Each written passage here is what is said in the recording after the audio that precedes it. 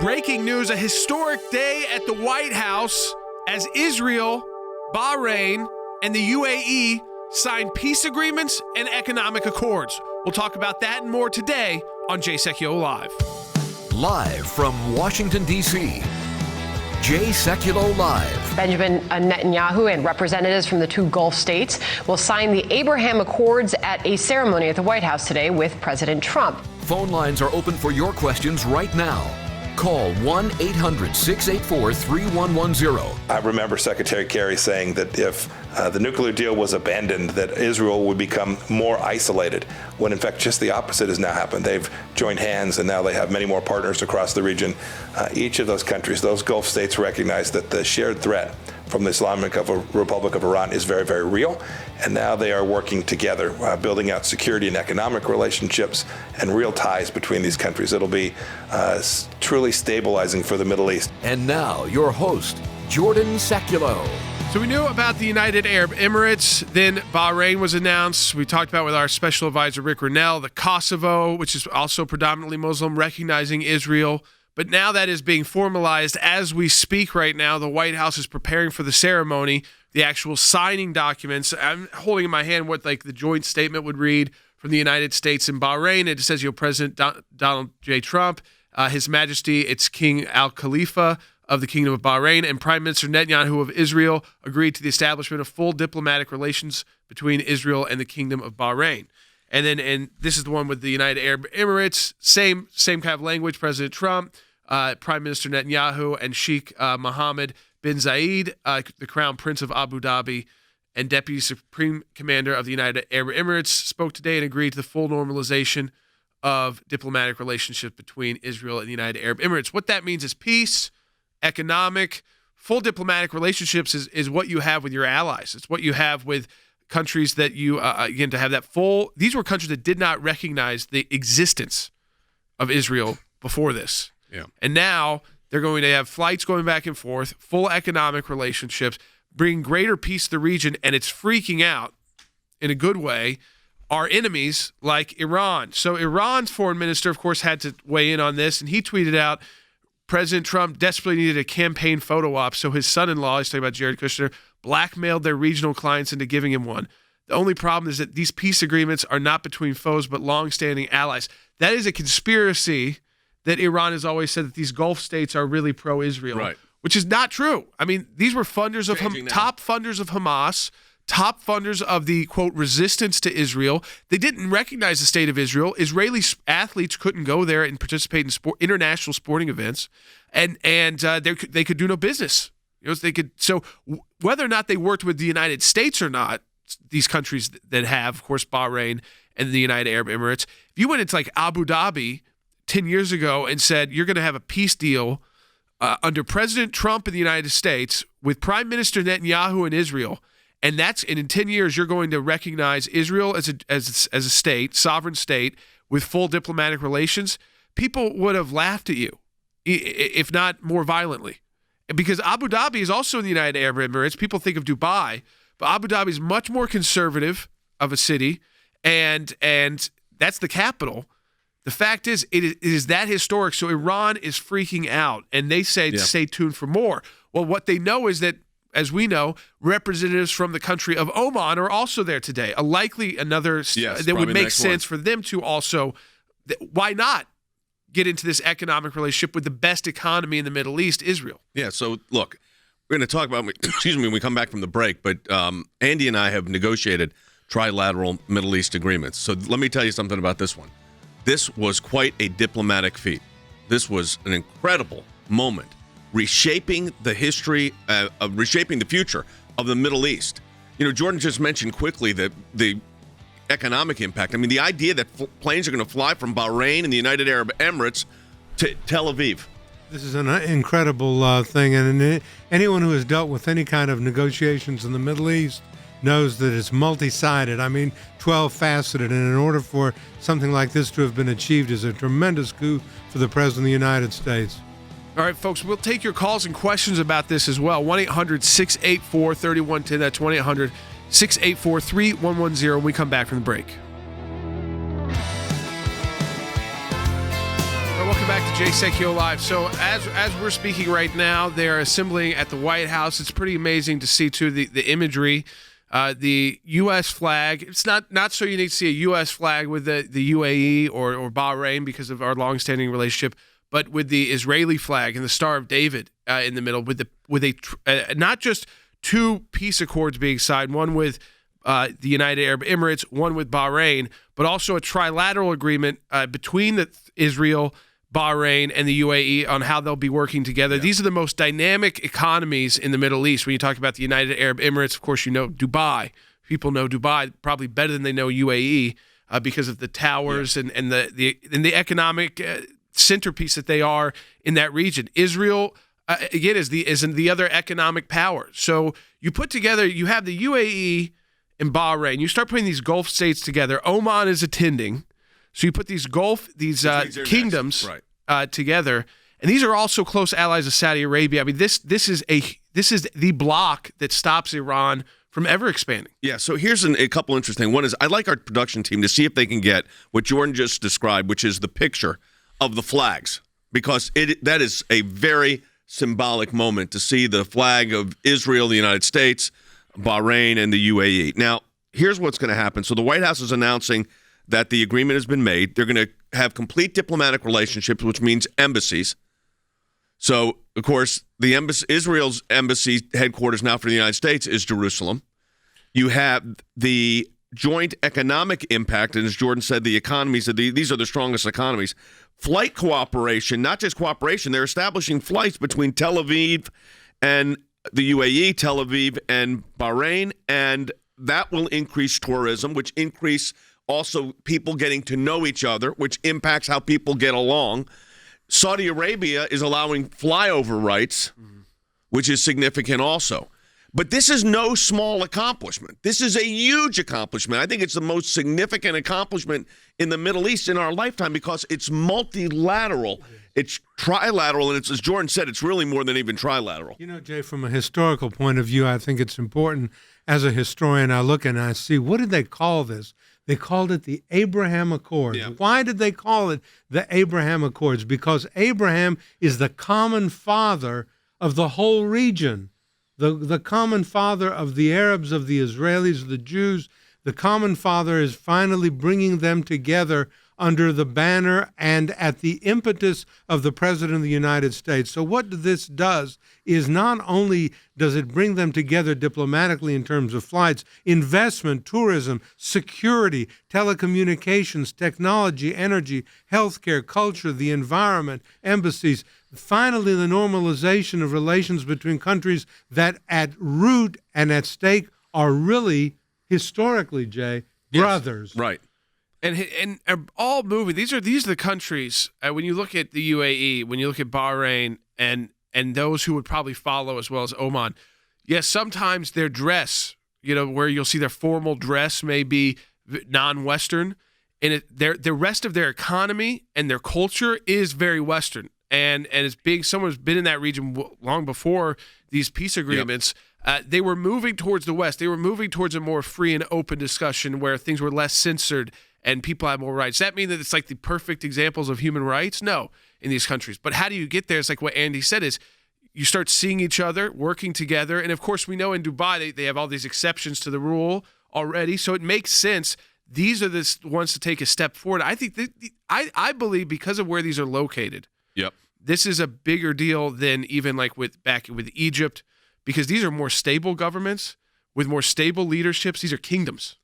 Not these kind of, but they have not had the unrest that Egypt has seen for decades. No, you're right. And they also have resources. And listen, also, this sends a message to the Palestinian Authority to get with the program. Yeah. And the Israelis are ready to make the Palestinian people to reach their full potential.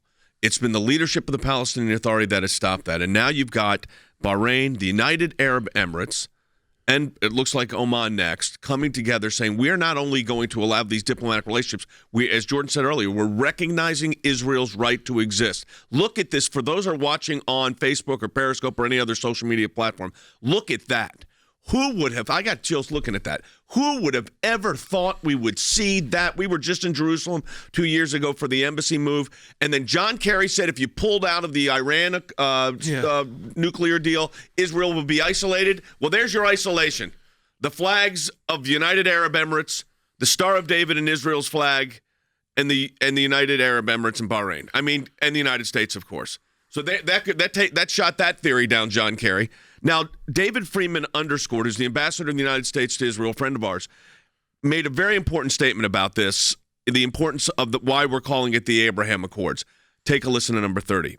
Abraham, as many of you know, was the father of all three great faiths. He's referred to as Abraham in the Christian faith, Ibrahim in the Muslim faith, and Avraham in the Jewish faith.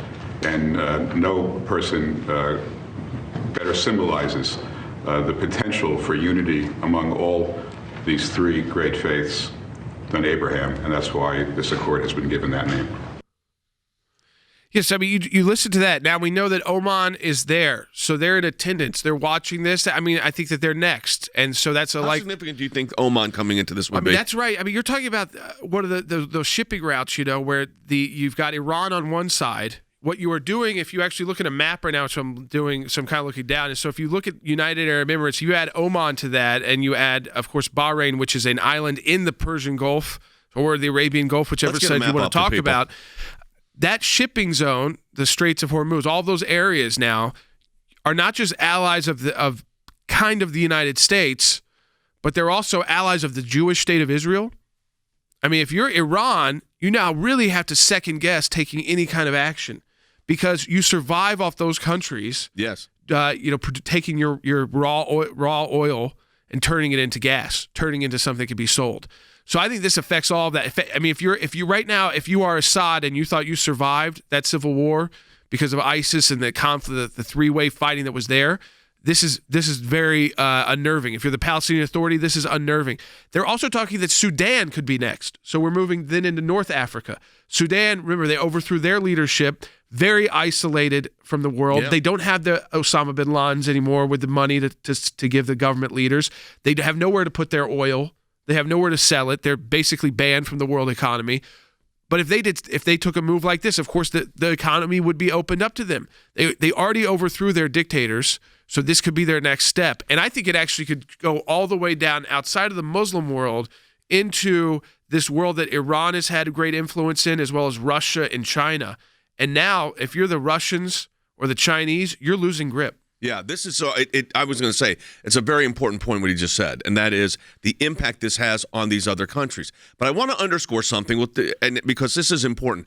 Trilateral negotiations in the Middle East, and this is coming from people that have done them, is very difficult. And the fact that in a relatively short period of time, you're talking about, let's say this has been worked on for 18 months, whatever it's been, to come to that, we had to do that with in trying to get recognized the Greek Orthodox Patriarch of Jerusalem. To do that, according to an Ottoman-era decree, this is how it works in the Middle East, you had to get the sign-off by the Israelis, the Jordanians, and the Palestinian Authority. That's right. We worked there for several weeks in trying to get Patriarch Theophilus, who is the incumbent Greek Orthodox Patriarch of Jerusalem, approved by these three powers. The Jordanians had approved it, the Palestinians had approved it, and the Israelis were holding out and approving. I remember very clearly, Jay, the morning of Shabbat that we met with Prime Minister Ehud Olmert at his residence. Negotiated the final deal. An unprecedented thing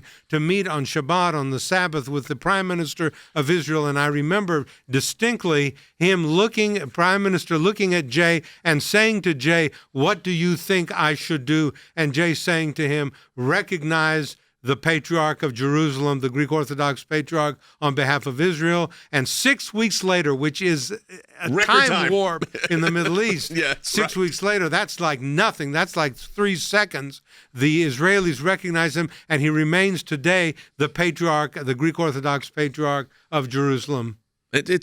So this is historically, I believe, Jordan, that this accomplishment is as significant as anything we've seen in our lifetime as it relates to the Middle East. Yeah, because it's also just the beginning. Well, it's different than Egypt. It's different than Jordan. It's different than those peace agreements. Those were the original two, was Egypt and Jordan. And those were both to end wars. So they were kind of like, we're going to end a conflict, but we're still going to have pretty tough borders, which they do. And we're going to work together when we can, but sometimes things won't be great. Still like that today. This is not that. These countries had not been at war. The UAE had not been at war with Israel. These are not land borders. Neither had Bahrain. This is about saying, economically, why were we isolating ourselves? And by the way, sending a message that what the Palestinians have been trying to do, whether it's through Hamas or Hezbollah, so whether it's the West Bank or the Gaza Strip, they disagree with. They are totally saying they no longer agree with.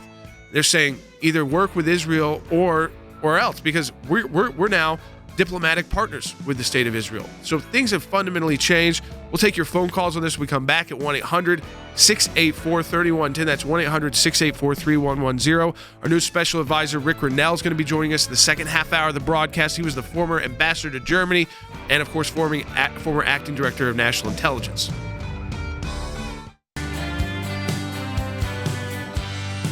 Welcome back to Jay Sekulow Live. This is Jordan Sekulow. We were talking about Saudi Arabia, too, and some of the other countries that may be following the UAE and Bahrain. We talked about Oman. They're there today. So their representatives are there today. We talked about Sudan.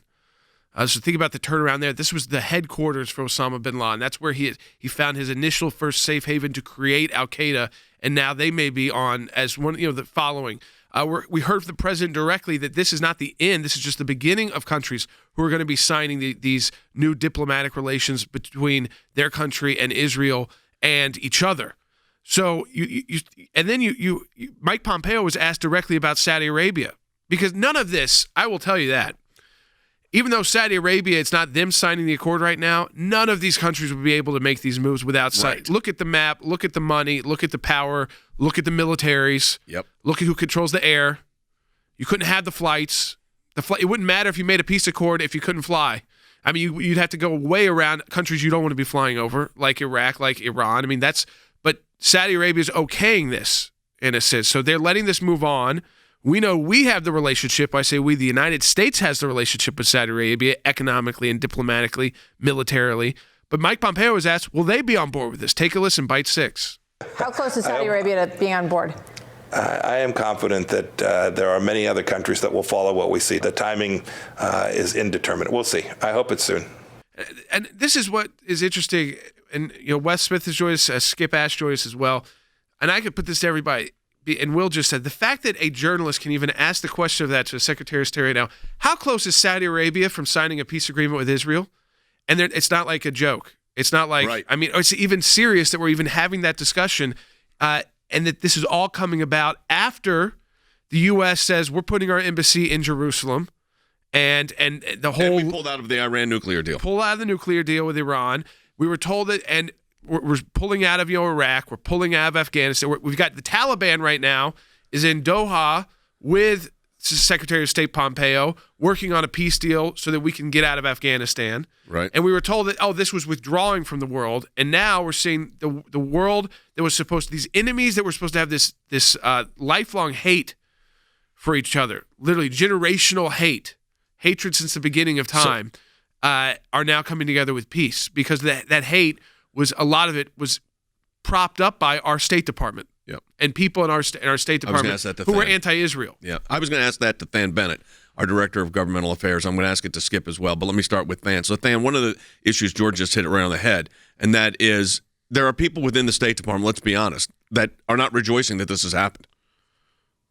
I mean, Absolutely I hate to say not. it. I mean, this has been one of the hurdles that we've faced for a long time at the ACLJ, is the bureaucracy inside our foreign service. And Jay, the only way that you get to this point is you have a president who sets U.S. foreign policy back on the course that it needs to be. I just quickly want people to zoom out and think back 4 years ago. We were coming off the Iran deal where we were emboldening Iran. We had just abandoned Israel at the United Nations Security Council. This administration, of course, Jay, came in and directed the State Department to reverse both of those. We left the Iran deal. We set in proper place our policy at the United Nations Security Council. We then quickly moved our embassy. But Jay, when you turn that strategy on its head from the top down. You're not going to try to cozy up to your enemies and abandon your allies. You're going to get closer to your allies, and you're going to isolate Iran and Palestine. This is what you get. The rest of the region sees it just the way Jordan laid it out. Their economic interests, their peace interests now align with the United States. So when you get the leadership from the top down, you might have problems within the bureaucracy. Jay,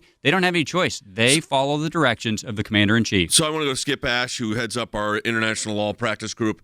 And Skip has done a lot of work in the Middle East with us, and of course has had responsibilities in the military in that regard. But Skip, your thoughts on the significance of this? Oh, it's absolutely historic. It's amazing what's happening before our eyes. Who would have thought that this would happen in our lifetime, that we would have more and more of these Arab nations actually bucking decades of policy and now coming together?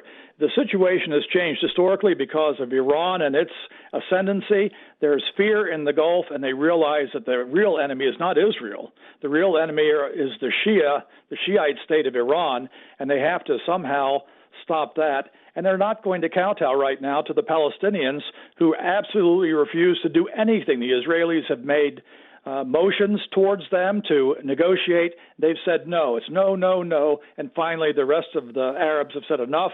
And in effect, this is really a gift to the Palestinians. It gives them the opportunity to re-look at what's going on and to finally get serious about having a state. Yeah, we'll see if they take, they've never taken advantage of these opportunities. Oh, Colonel Wes Smith is with us as well, and you served in Bahrain. I did. I lived there for a year. Give us a sense of what it's like. Yeah, as you said earlier, it is very Western, much like Kuwait and the UAE.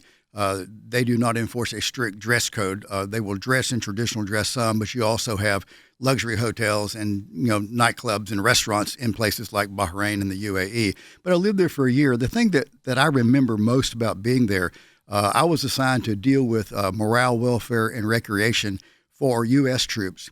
And the Bahraini army had assigned Crown Prince Ahmed Al Khalifa to do the same thing. So we worked together on a daily basis. And I remember how over and over Ahmed stressed to me how valuable the United States was, and that our strategic relationship was something that simply could not be replaced. And the UAE has come around on that as well. And so I remember him telling me that. But here's the thing that's remarkable about what's happening. In spite of the fact that people like my friend Ahmed and others were so pro-United States, the anti-Israel sentiment was still so there. And that's part of what is changing, Yeah, that has changed. And I think part of the reason you mentioned the State Department, it has been the policy of both Democrat and Republican administrations for decades to try and solve this problem by giving, financial and verbal support to the Palestinians. And that policy simply has not worked. What the president is bringing to the table is candor and honesty, but also a refusal to look the other way when people are involved in terrorist activities. And the Palestinians have been. I think you're 100% correct. I think we've got a very unique analysis going on all of these issues here. And I just want to underscore for a moment the historic nature of this, Jordan. This is breathtaking.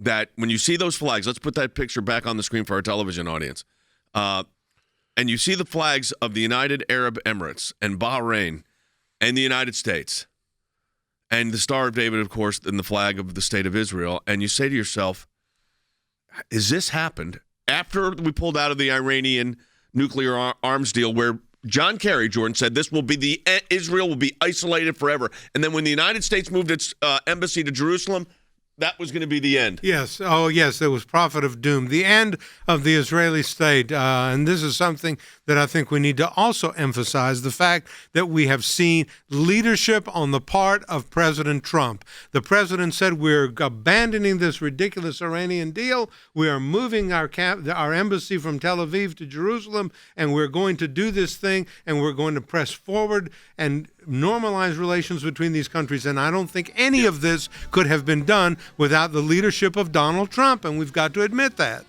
And I think it will symbolize, if the Palestinian leaders who today are saying they're going to Hamas and Fatah are now united, they will themselves be thrown off the rooftops. And that's probably what has to happen there. the old school leadership, like what happened to Bashir. They go in, now he's going to be facing an international criminal court trial finally for the genocide. It took years, took decades, but finally the people rose up and said, no more. You're gone. You're done. And I think same thing will happen with the Palestinian territories eventually, is that the people are going to say, no, we're not going to blow ourselves up over this anymore. No one else is. Why are we being the ones held out to be like this? Second half hour coming up on Jay Sekulow Live. Thanks to your support of the ACLJ, we have had many victories. The IRS now formally apologizing to Tea Party groups. If any group feels that they're being targeted, they can go to federal court and bring our case. That's a victory. It's one of the most significant wins in the ACLJ's history, to take on the IRS and win. For more than 27 years, the ACLJ has been fighting for freedom and liberty in the United States and around the globe. These are young people in their 20s and 30s that are doing this, are fighting for life at a whole new level to beat back the abortion juggernaut. But I actually think we're winning this. This is one of the social issues we're winning. The release of Andrew Brunson. We're flying and they finally left Turkish airspace. It's like, okay, we're really out of Turkey and free again. We need your help as we continue this work here in the United States and around the world. Join us online at the American Center for Law and Justice at aclj.org. Live from Washington, D.C., Jay Sekulow Live. And now, your host, Jordan Sekulow. Welcome back to Jay Sekulow Live. So we're talking about the history being made right now inside at the White House. So right now the president's meeting with the foreign minister, the ambassador from the UAE. So they're there in the Oval Office, and there's going to be a signing ceremony with Bahrain, the United Arab Emirates, and Israel. Whatever. So this is not just. I'm just this thinking, is not who would peace. have ever thought this would happen? Yeah. This is so great. These are not peace agreements between the U.S. and these countries. These countries already were working with us. We had that relationship just to get everybody up to speed. These are peace agreements between these Muslim kingdoms, and in the Gulf, which again line the Straits of Hormuz, line the shipping routes that Iran tries to threaten all the time and tries to act as if they will take some action against. I guess it won't be threatening that anymore. No, and so they are recognizing Israel. That's what's happening today. It's not the U.S. and these countries making peace. That was already the case. They are recognizing for the first time in their histories the Jewish state of Israel as a sovereign nation. I mean, this is such a momentous moment. And can I quickly go to Skip on this? Because Skip, I know Skip's gone? Okay. Because I was going to say, Skip has really worked with us on this issue for a long time, as has Andy and so many of us. But it is an essential matter, and the fact that you've got Saudi Arabia allowing flyover rights, and you've got the UAE and Bahrain and Oman coming next. I look at that and focusing on what you just said earlier, Wes, with Bahrain, where you served in the military. It's just an unbelievable historic moment. It can't be overstated. I mean, it's really, I've been so pleasantly shocked and surprised that all this has happened all in the last week with the UAE. This is the first official treaty that any nation in the region has signed with Israel in 40 years. Yeah, and 40 years of placating terrorism, making promises, giving billions of dollars that simply did not work. So the great question here is the Palestinian Authority, of course, is feeling abandoned. They have not served their people well. We've worked with Palestinians. We know that. And Andy, they have, every time there's an opportunity, the leadership seems to miss it. It is the failure of the leadership of the Palestinians that has prevented peace in the Middle East between Israel and so now and they're the working Palestinians. around. I mean, you realize what they're Right. doing. They're working around the Palestinian Authority. But President Trump, even still, says he's hoping to reach out to the Palestinians and continues to do this. I hope he's as successful as he was with Bahrain and the United Arab I think Emirates. you can reach the people too. You're reaching the people, maybe not the old school leaders who are not going to get over themselves, but they're being quickly overthrown in these countries, like we saw with Bashir, like we could easily see with the Palestinian leadership. So today they're calling for a day of rage. That seems irrelevant. A day of rage to who? Against Bahrain, against the United Arab, against Muslim countries? Against Okay. Muslim kingdoms who used to support you and fund you. And probably it now still says, does give you money. Likely does, but is going to be looking at it a totally different way. And I think you say right by saying, why are we working through the Palestinians through the Middle East peace process when they're the least peaceful of all? And they don't work have through the authority to countries settle where anything. they have no authority. They're And they will not agree to any of these terms. Well, so I think, again, the history here is not just in what we talked about Kosovo, this predominantly Muslim country. Rick Rennell, our special advisor, will be joining us next segment of the broadcast live. The history there. Bahrain, the UAE, Oman is attending. Sudan has been named as a potential country. The questions are being asked about Saudi Arabia potentially doing this. But all of this could be reversed too quickly. You put a different administration in, and you because Joe Biden has said he wants to go back to the Iran deal. Let me tell you something. Bahrain and the UAE, if the U.S. does that again, they're not going to be rushing to make deals like this because they're going to feel betrayed. Well, that's exactly the point. I mean, it would be a return to failed policies, and these have been failed policies for multiple administrations, by the way, Republican and Democrat. It's not just, I'm not going to just blame the Democrats, Republicans and Democrats. Now we've got a policy where the governments are actually working together, and they're working around the Palestinian Authority, which will ultimately benefit the Palestinian people. But this is an historic moment, and it'll be very interesting to see what the media does with it. But you know what? I don't care what the media does with it because we've got our own media capabilities. But I will tell you this. For the world, this is a stabilizing moment in world history. Mark this day down. A stabilizing moment in the Middle East, without question. All right, folks, we'll be right back, joined by our special advisor, Rick Rennell.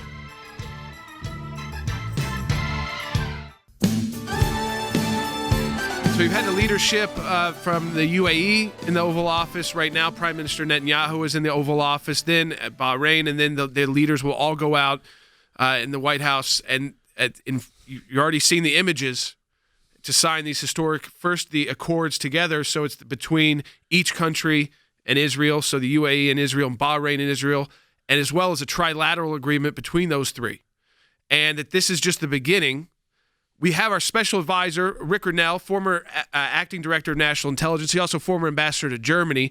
He's joining us live now, and he has been part of this just a couple weeks ago because he serves as an advisor on Kosovo and Serbia. When Kosovo, Rick, a predominantly Muslim country, also agreed to recognize Israel for the first time in its history. So this is just something that's happening very quickly. And again, whatever the media wants to play on it, it is very historic and meaningful. Yes. Look, first of all, thank you guys for really highlighting all this work. I think there's so many points to make. The reality is that days like today do not happen without an outsider perspective. The Washington, D.C. establishment has tried to do the same types of political discussions for decades, whether it's with Kosovo, Serbia, or Arab-Israeli peace, or whatever the issue. We need an outsider perspective to shake up Washington, D.C. and their stoic way of thinking. I can't think of a better outcome than what we're witnessing today. And it's because Donald Trump and Jared Kushner and Avi Berkowitz all think differently, and they look at the situation and they talk to people that really were skeptical for a long time about America's role. And they see, look, the reality is that this would not have happened if we had continued in the JCPOA, if we had continued in the Iran deal and sent a terrible message to the Middle East that we were going to somehow get on a path, a weak path that we all know will give Iran a nuclear weapon. When Donald Trump said, no, I don't care what the Europeans say, I don't care what the UN says. Our goal is to deny Iran a nuclear weapon, and we're going to work hard through sanctions to make that happen. When that decision was made, it sent a powerful message to the Emiratis and the Bahrainis and all of the Sunni governments to say, well, here is an American government that is doing something different, standing with us, and clearly standing against the problem country in the region. It would not have happened if we listened to the Europeans. The Europeans did not want us to get out of the JCPOA. They want us to continue down these paths where consensus is the ultimate goal. And that just means I think we're having some trouble with Rick's feed. Let's see if we can get that back. One of the things Rick said that I think is really important, and something that we've reiterated here too, is that there's been 40 years of attempts that have just not worked. I mean, if you look at the history of what's happened in the region as it is related to peace, they've tried all these plans and it's never worked. And it's always been with the Palestinian Authority, Rick, kind of in the middle of it. And this time, a whole new approach, as you said, completely outside the framework that it's been for 40 years. I believe that's what's got it to this point. Look, consensus is one of those words that sounds really good. Joe Biden is pounding consensus. But consensus means that the United States puts forward ideas and then it gets watered down by the UN Security Council or Brussels for the EU. Consensus is something that I believe waters down a potent American policy. We would not have today and this historic agreement. We would not have the Kosovo-Serbia economic normalization agreement if we continue down the road of consensus. These are just the facts. Yeah, I mean, Rick, this is one of the issues I would see as big barriers to these kind of moves happening is a lot of our own bureaucracy, too, that I know you've had to deal with as the ambassador to Germany, as acting director of national intelligence. I can imagine in our own State Department, because dealing with them on a lot of these matters, that they're the bureaucrats, long-term bureaucrats, who don't like this because they kind of had they did have a very kind of anti-Israel bent. And they thought that Israel was the problem in the region and that Israel was this barrier to peace in the region. And so you had to have an administration that you said, like, they would come in with its own people and work around those bureaucrats, dealt with a lot of the consequences of what it means to drain the swamp. It means that, they come after you with special counsels and they come after you with impeachments. They come after you with, trying to subpoena everybody. But you have to, if you don't do it this way, like you said, you don't get to this point. You put Joe Biden back. He wants to put it back in the Iranian nuclear deal. He said that publicly, Rick. Yeah. Look, I think like every industry, whether it's the journalism, medicine, even Christianity, right? We have bad apples within each individual kind of groupings, and the Foreign Service has that problem. We have bad apples that have been able to take over and hijack the process. But make no mistake, the majority of the Foreign Service really want to move issues forward. When given a challenge, they will push hard. Not to get too much into the weeds, but moving the embassy to Jerusalem. Yeah, that was big. Was truly historic because what it did for the State Department and the Foreign Service officers is it moved the issue of Israel to Jerusalem. We used to have a consulate in Jerusalem that only coordinated with the Palestinians, or largely coordinated with the Palestinians. And then in Tel Aviv, we coordinated with Israel. Now we have an embassy in Jerusalem that's doing everything, that is not just pro-Palestinian, but it's actually working towards peace. And we have Foreign Service officers who, working with Jared Kushner in the White House, were given a vision and worked hard on this vision. We got to also give credit to David Friedman, our ambassador in Israel.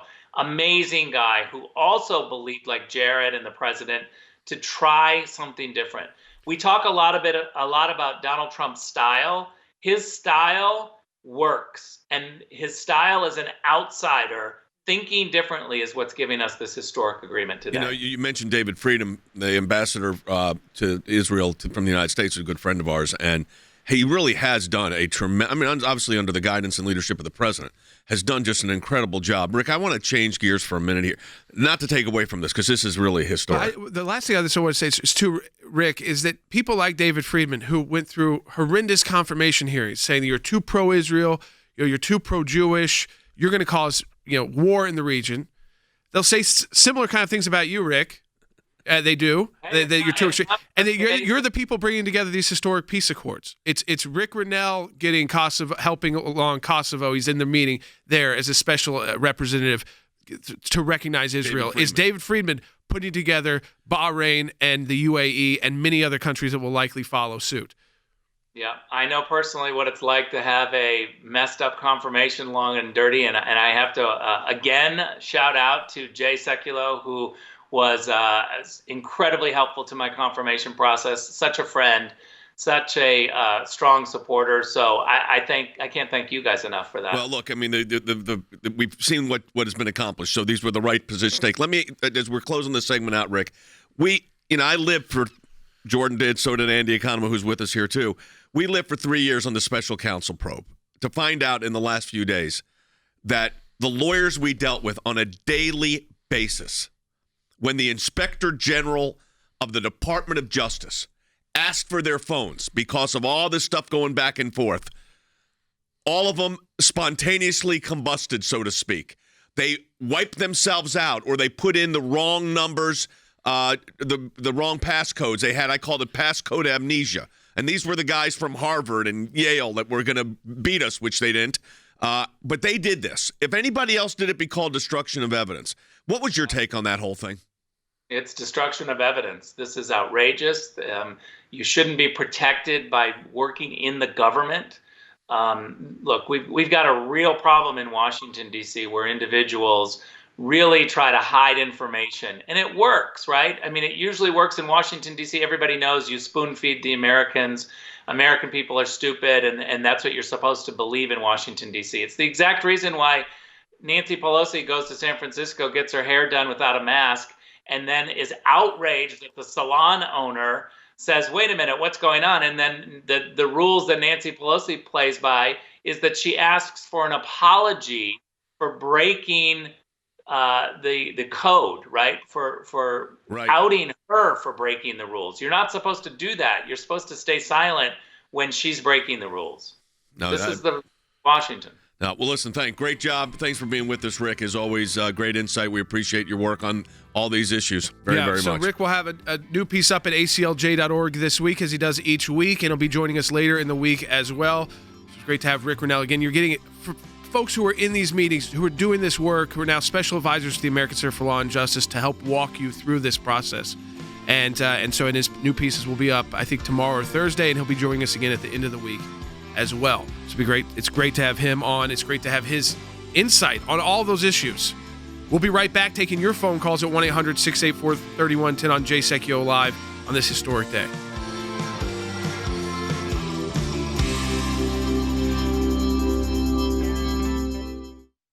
Thanks to your support of the ACLJ, we have had many victories. The IRS, now formally apologizing to Tea Party groups. The IRS did the right thing by resolving the case with an injunction that mandated a complete change of the IRS nonprofit tax-exempt work as it relates to issue advocacy organization. If any group feels like they're being targeted, they can go to federal court and bring our case.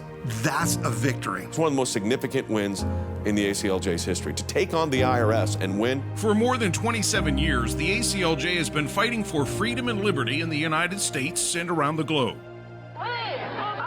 These are young people in their 20s and 30s that are doing this, are fighting for life at a whole new level to beat back the abortion juggernaut. We've got a whole group of young lawyers that are defending them. Those of us that believe in life know that we're on the right side of history. We understand full well children are children, and they're precious in God's sight, and they're precious in our nation's sight, and they're precious to parents. But I actually think we're winning. This is one of the social issues we're winning. The release of Andrew Brunson. He is the American evangelical from North Carolina, held in Turkey for more than 2 years. They're rushing us to the airport, and there was an Air Force plane that came from Germany that had been on standby. We're flying, and they finally left Turkish airspace. It's like, okay, now we're really out of Turkey and free again. We're grateful to ACLJ who put it out to these people, they were getting all this out. All of the people who prayed for us through ACLJ and through your contacts, I'm thankful, I'm grateful, and actually I'm astounded. We need your help as we continue this work here in the United States and around the world. Join us online at the American Center for Law and Justice at aclj.org.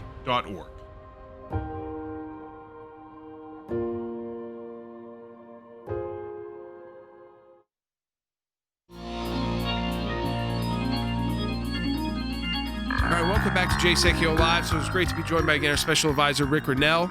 You have a former cabinet member talking to you on Jay Sekulow Live as part of the ACLJ team a couple times a week. He's writing for the ACLJ website to bring you this insight. So that is not just a guest of the broadcast. That's someone working with us at the American Center for Law and Justice.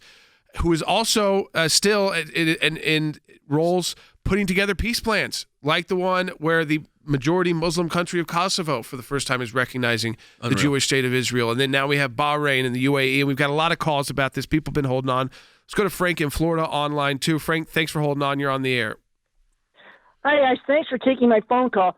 Listen, I got a question. It's a historical question, as a matter of fact. Since this is taking place now, have we forgotten about the Camp David Accords back during President Carter's administration? No, we haven't forgot about them. Unfortunately, they didn't bear the fruit that we would have liked to have seen. I mean, it did normalize to some extent relations between Jordan and Egypt. The problem with Egypt has been, of course, that Egypt has had such a tumult in their government, Wes, that it's although right now it's okay, it's been very hard to see those things come to fruition. It really has been hard. And, back when Yasser Arafat was head of the PLO, they're still around, but the predecessor to the PA, they agreed to recognize finally Israel, its right to exist. But what a lot of people don't realize is 2 years ago, they totally reneged on that, and they no longer recognize the right of Israel to exist. Never happened. You don't achieve peace by placating people who are committing acts of terror. And also they were at war. I mean, I think that's the difference. They were literally at war with each other. Yes. So these were almost like Hamas and but Egypt. Listen, Egypt was about to be wiped out. Cairo could have been taken over by the Israelis. So they were like forced into these agreements. Yes. And it didn't end well for either leader. So it ended badly domestically for Sadat and then of course for Prime Minister Menachem Begin too. I mean, it did not end well. Their people did not accept it, and they ended up both assassinated. So it was almost like that. Those were more like peace agreements post-war without the transition that we did in Germany. Yeah, it was Yitzhak Rabin that was assassinated. Yeah, I literally assassinated. Yes. I mean, so you try to. Those are peace agreements. Again, I don't consider them the same because the UAE was not in armed conflict with Israel up until yesterday. Bahrain wasn't in an armed conflict. Their people were not killing each other in that sense.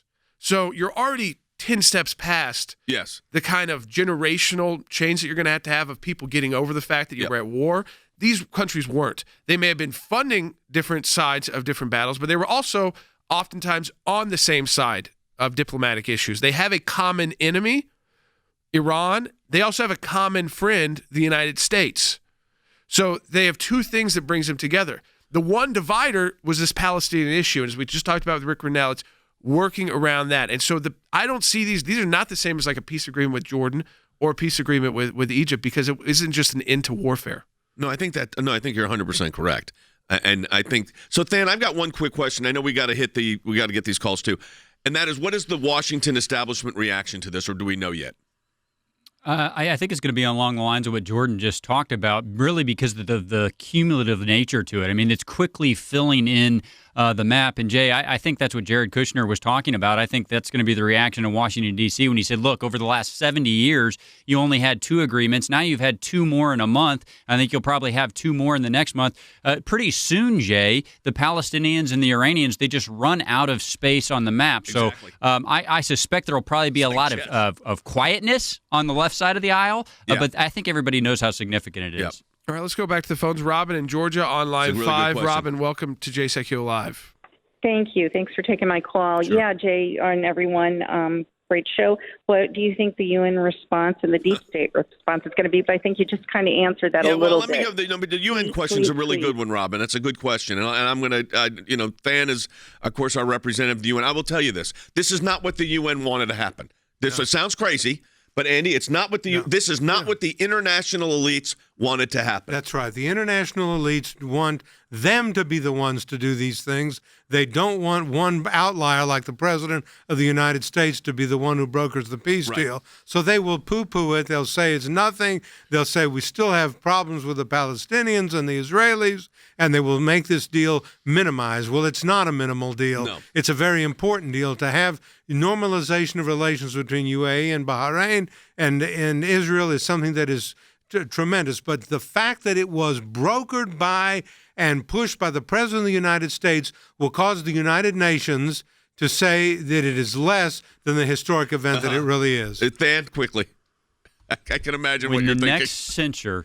when the next censure comes to the floor of the United Nations General Assembly, Jay, there is an entirely new list of countries in the region who won't play along. It's very significant at the United Nations. I actually think it's made, when the President Trump has talked about this as well, it's made the UN somewhat irrelevant. Yep.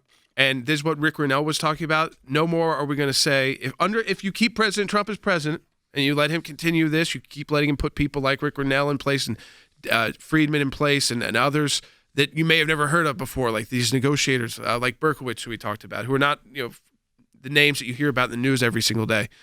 It will go back to the same. So it's not like the UN is irrelevant forever. But if you keep President Trump there, I mean, think about this. The two most despised leaders by the UN are probably number one, Netanyahu, and number two, Trump. Yeah. Okay? And they're the ones putting together peace in the Middle East for the first time historically with countries, again, the Gulf states, not countries that were at war. They're not brokering peace deals just to basically say stop shooting each other, stop killing each other. They're saying, no, these are real diplomatic relationships and economic relationships. The president is talking now. Let's take a listen. To follow.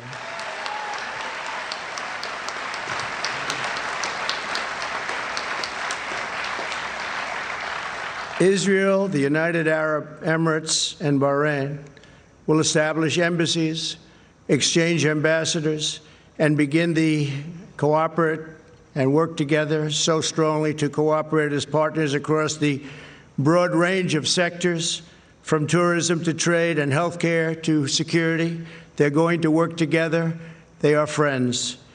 The Abraham Accords also opened the door for Muslims around the world to visit the historic sites in Israel and to peacefully pray at Al-Aqsa Mosque in Jerusalem, the third holiest site in Islam.